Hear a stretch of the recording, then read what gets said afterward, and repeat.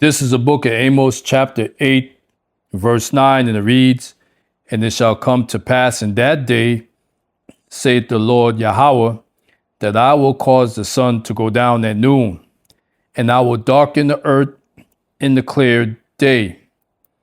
Verse 10, "And I will turn your feasts into mourning, and all your songs into lamentation.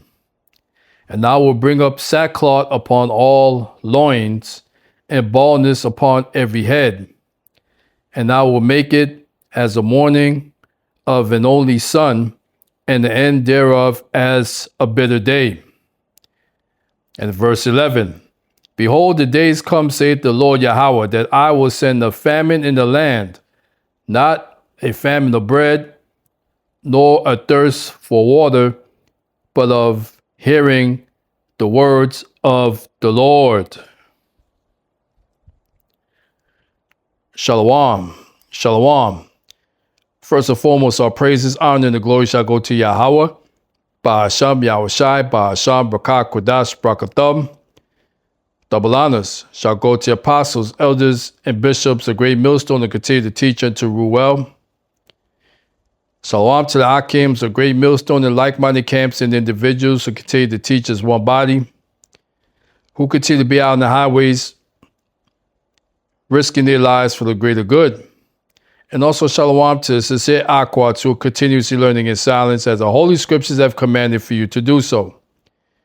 This is Azariah Gabar, representing the King is Coming channel, back at it with another lesson for edification purposes. All right, so this blessed and sanctioned lesson for today is going to be titled The Great Bible Ban. I repeat, the Great Bible Ban, because according to Amos 8 and 11, I'll read it again. "Behold, the days come, which is now, saith the Lord Yahweh, that I will send a famine in the land," which is also happening now, "not a famine of bread, nor a thirst for water, but of the hearing the words of the Lord." So simply put, starting with Esau, Edom, according to the book of Revelation 12 and 12, "The devil shall come upon you with great wrath, because he knoweth he had but a short time," roughly paraphrasing. Because Esau, Edom knows the Bible. Don't think for 1 minute he doesn't. He knows who he is. That's why he wants to ban the Bible. Because simply put, pick sense out of nonsense.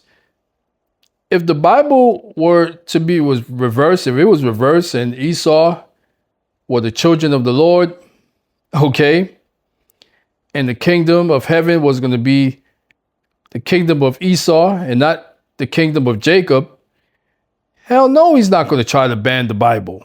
Okay? Real talk. But because he knows his reign of terror and rulership is almost at an end, he wants to ban the Bible.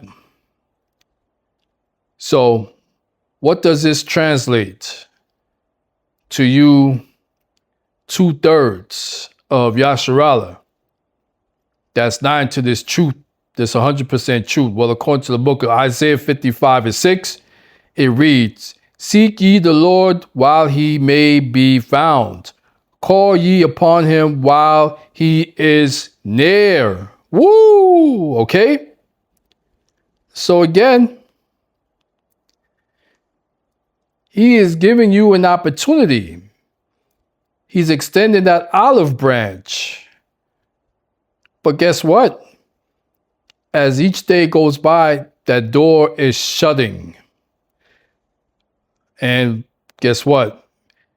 That day is going to come very soon that's going to completely shut. And y'all going to be like drunkards out on the streets, pounding the doors, looking for the prophets, us prophets.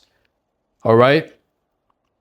whether it be on the highways and byways or on the unicorn or the internet. Y'all gonna be like drunkards. Because the book of Amos 8:12, it says the same thing. And they shall wander from sea to sea, and from the north even to the east. They shall run to and fro to seek the word of the Lord, and shall not find it. Woo!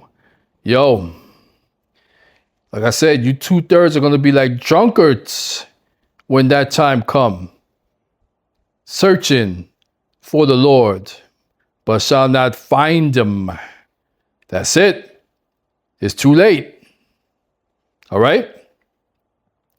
So when we go to the book of Matthew 7:21, and it reads, "Not everyone that saith unto me, Lord, Lord, shall enter into the kingdom of heaven, but he that doeth the will of my Father which is in heaven."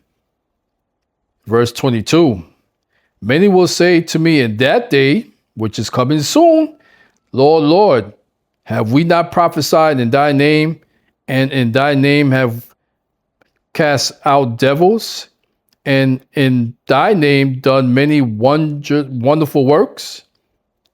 And here's a point. Verse 23, then will I profess unto them, I never knew you. Depart from me, ye that work iniquity. Okay?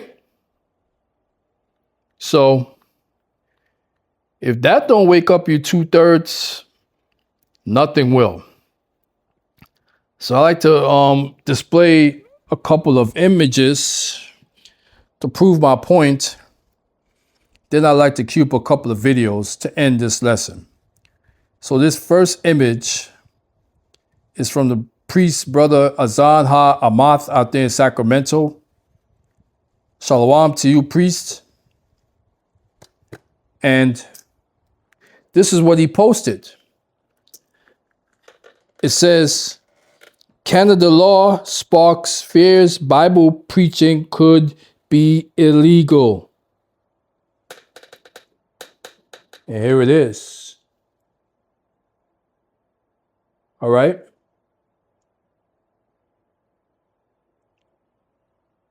So, again, these nations are plotting to ban the Bible altogether.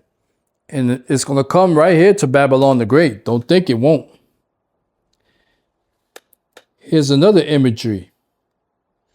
2-year-old given life sentence in North Korea for having a Bible. I'm not making this up. A 2-year-old child banned or sentenced to life in prison in North Korea for possessing the Bible. And here's this one. It says, breaking news, Nicaragua has banned the Bible.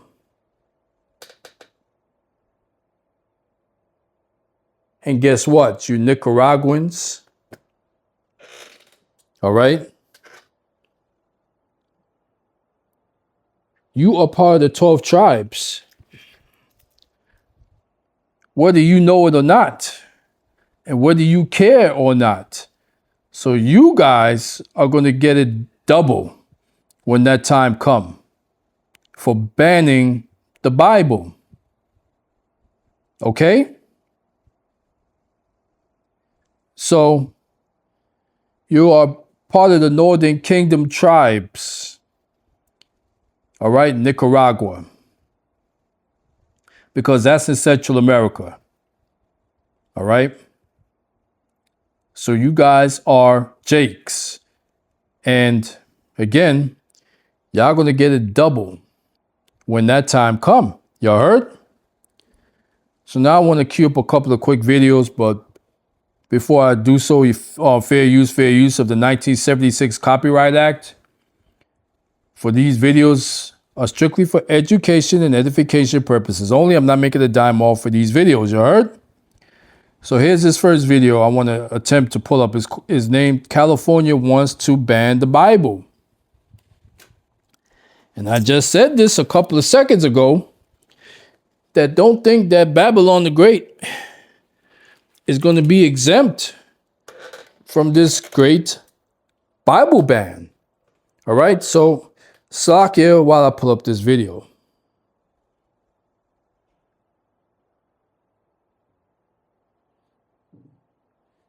Hey, Travis, talk to me about this bill. This is essentially criminalizing religious beliefs, and I don't mean to speak in hyperbole here, but if this bill were to pass, would this prohibit the sale of the Bible that teaches these things about sexual morality?